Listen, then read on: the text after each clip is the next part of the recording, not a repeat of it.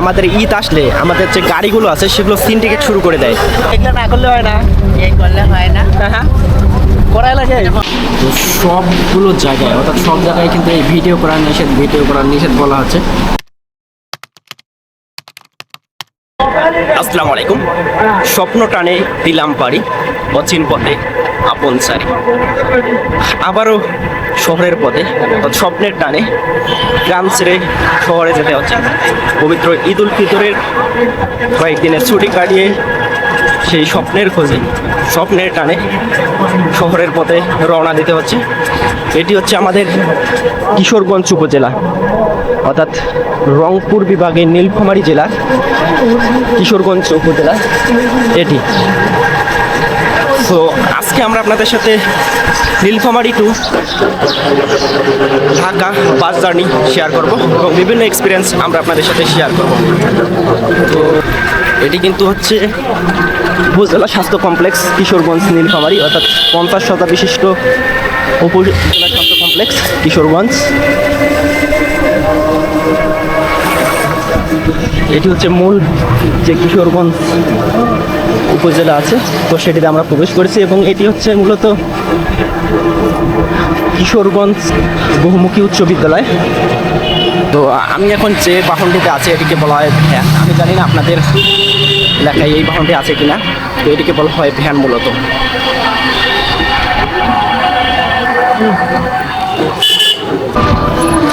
তো আমরা কিন্তু বাহাগিলি ব্রিজের কাছাকাছি চলে এসেছি। এটি হচ্ছে মূলত বাহাগিলি ব্রিজ।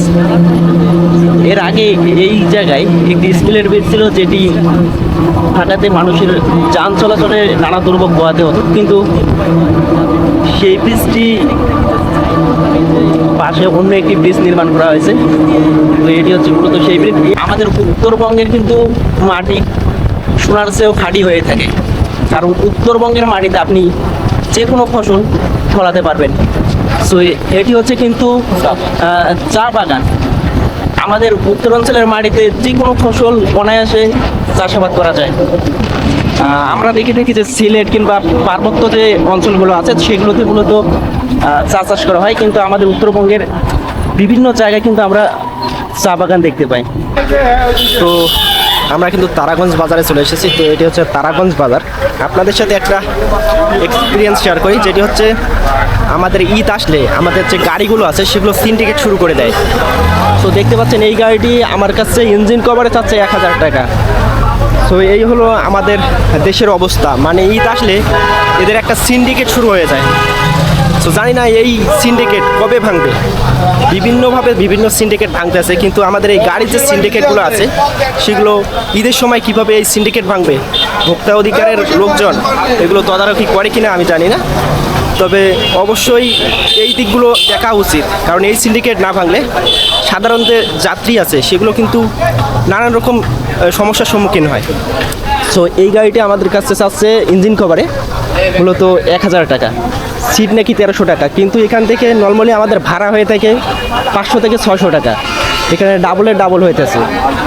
সো আমি ভোক্তা অধিকারের যে লোকগুলো আছে তো তাদেরকে আমি বলতে চাচ্ছি এটুকুই, যে আপনারা এদিকেও একটু দেখেন, কারণ ঈদে আমাদের এই সিন্ডিকেট আপনাদের ভাঙতে হবে। না ভাঙলে সাধারণ যে যাত্রী আছে তারা কিন্তু নানান রকম ভোগান্তি এবং বেশি টাকা তাদের ব্যয় করে তাদের গন্তব্যস্থলে যেতে হচ্ছে। সো আমরা কিন্তু গাড়ি খুঁজতেছি, গাড়ি পেলে আমরা কিন্তু ঢাকার উদ্দেশ্যে রওনা দেবো, দেখবো যে কত টাকায় আমরা মূলত ঢাকায় পৌঁছতে পারি। তো আপনাদের সাথে আমরা সেই এক্সপিরিয়েন্সগুলো শেয়ার করবো। তো এটি হচ্ছে মূলত তারাগঞ্জ বাজার। তো অনেক সময় পর কিন্তু ফাইনালি নিউ ওবি নামে একটি আমরা গাড়ি পেয়েছি, যেটি 1200 টাকার টিকিট রাখা হয়েছে। তো এটি হচ্ছে মূলত সেই গাড়ি। এরকম গাড়ি 1200 টাকায় আমাদের ঢাকা যেতে হচ্ছে। তো এটি হচ্ছে আমাদের গাড়ি এবং এটি হচ্ছে মূলত আমাদের সেট।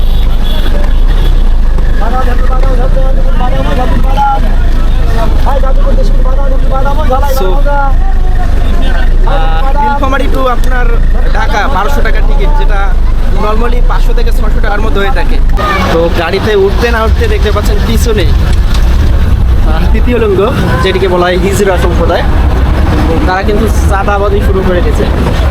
পিছনে দেখতে পাচ্ছেন, এগুলো না করলে হয় না, এই করলে হয় না, হ্যাঁ করাই লাগে। এটা বন্ধ করো। না সমস্যা নাই, সমস্যা নাই, ক্যামেরা করে ভিডিও করতে গেলে আমার লোকে নিচে নামতে হবে।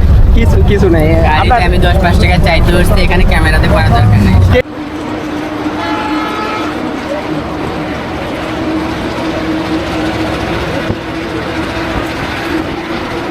তো আমাদের কিন্তু হোটেল বিরতি দিয়ে দিয়েছে, এখন বাজে 4:30। তো এটি হচ্ছে মূলত রাস্তা হোটেল, শেরপুর, দেখতে পাচ্ছেন এটি শেরপুর বগুড়া। তো দেখি হোটেলে কি কি আছে, একটু খাওয়া দাওয়া করে মূলত আমরা আমাদের গন্তব্যের দিকে চলে যাব। তো দেখতে পাচ্ছেন এটি মূলত কিছু হয় না ভাই, তো সবগুলো জায়গায়, অর্থাৎ সব জায়গায় কিন্তু এই ভিডিও করার নিষেধ বলা হচ্ছে। বিশেষ করে এই জায়গাগুলোতে কিন্তু নানান রকম সমস্যার সৃষ্টি হয়, যেটি হচ্ছে আপনাকে ভাই কি দিয়েছেন মুরগি দিয়ে। সো যেটি বলতে চাচ্ছিলাম, এই জায়গাগুলোতে কিন্তু আপনার খাবারের বিল বলা হয় একটা এবং পরে নেওয়া হয় আরেকটা। বিশেষ করে আপনার সিরাজগঞ্জ এলাকায় এই সমস্যাটা কিন্তু বেশি ফেস করতে হয়। এখানে বলা হয়েছে যে দেখি কী অবস্থা হয়। মুরগির কথা বলা হয়েছে যে 120 টাকা, তো আমরা মুরগি দিয়ে খাবো। 120 টাকার কথা বলা হয়েছে দেখি, এবং খাওয়া শেষে তারা কত নেয়। এটি কিন্তু বিশেষ করে সিরাজগঞ্জ বগুড়া এলাকাও হয়, কিন্তু তবে সিরাজগঞ্জে বেশি হয়ে থাকে মুরগি না।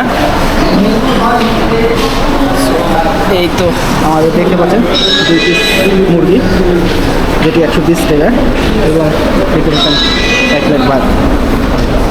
তো দেখি যে খাওয়ার পর তারা বিল কত রাখে। তো খাওয়া দাওয়া শেষ করে কিন্তু একটু বাইরে বেরোলাম, ভেতরে ভিডিও করতে দিতেছে না, যেটি শেরপুর বগুড়ার রাস্তা হোটেল।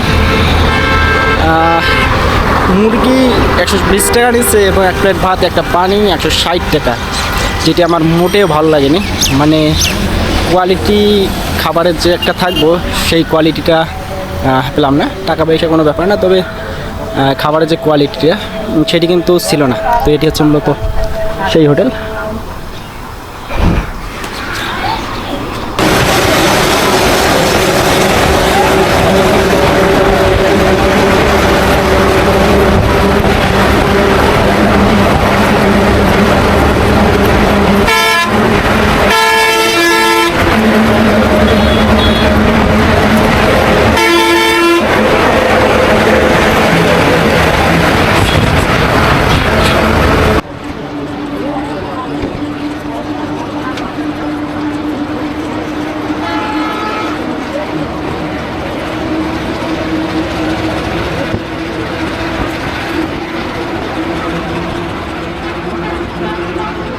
তো ফাইনালি কিন্তু দীর্ঘ কয়েক ঘন্টা জার্নি করার পর আমরা আমাদের গন্তব্যের দিকে চলে এসেছি।